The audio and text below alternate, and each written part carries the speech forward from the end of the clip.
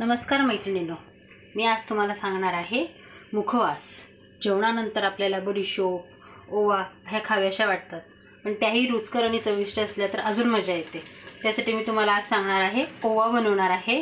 ह्या आहेत पावशेर ओवा, 250 ग्रॅम ओवा। मी एका कुकरमध्ये 1.5 ग्लास पाणी गरम करत ठेवलं आहे। ह्या ओवा मी आता धुवून घेणार आहे। ओवा धुवून झाले आहे। मी आता यांना आपल्या कुकरमध्ये टाकून घेते।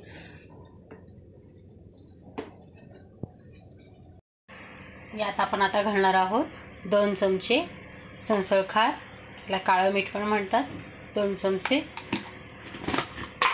आणि साधा आपलं टाटा मीठ आहे 1 चमचा, वर थोडं घालू शकतात। आणि याला छान चाळून याच्या 2 शिट्ट्या करून घ्यायच्या आहेत। ओवा आपल्या आता झालेला आहे, चांगल्या झाल्या आहेत ह्या, पाणी पण आटून गेले। आता मी यांना एका आपल्या मैद्याच्या गाळणीतनी उपसून घेणार आहे, जेणेकरून यातील याचं पाणी निघून जाईल। मी आता चाळणीत नितरत ठेवले आहे। याचं पाणी असं पूर्ण नितरलं का यांना मी उन्हात एका कापडावर छान वाळवून घेणार आहे। या ओवा उन्हात वाळवल्या होत्या, त्या छान वाळून गेल्या आहेत। तर आता आपण त्यांना भाजून घेणार आहोत। मी गॅसवर एक कढई ठेवली आहे, त्यात 1 चमचा तूप घालायचं आहे, साजूक तूप।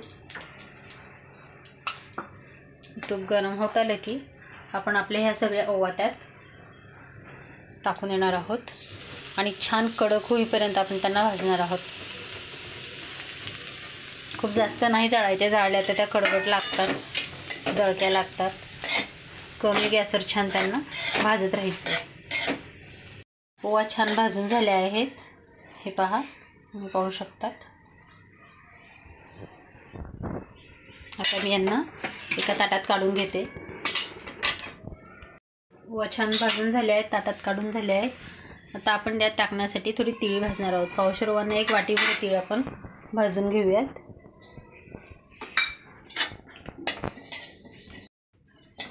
तिळी आपली छान भाजून झाली आहे। आता आपण ही तिळी आपण आपल्या ओव्यांमध्ये टाकून देऊयात।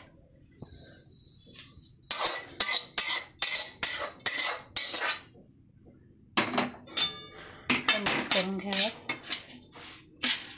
तुम्हाला अजून तीळ घालावीशी वाटत असेल तर तुम्ही घालू शकतात। ह्या पचनासाठी खूप सुंदर असतात, खूप छान असतात। हे आपण कुकरमध्ये करून घेतल्यामुळे यात आतपर्यंत, ओवांच्या आतपर्यंत मीठ गेलेलं आहे।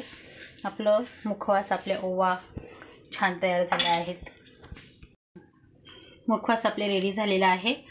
रेसिपी आवडल्यास लाईक करा, शेअर करा, सबस्क्राईब करा, कमेंट द्यायला विसरू नका। थँक्यू।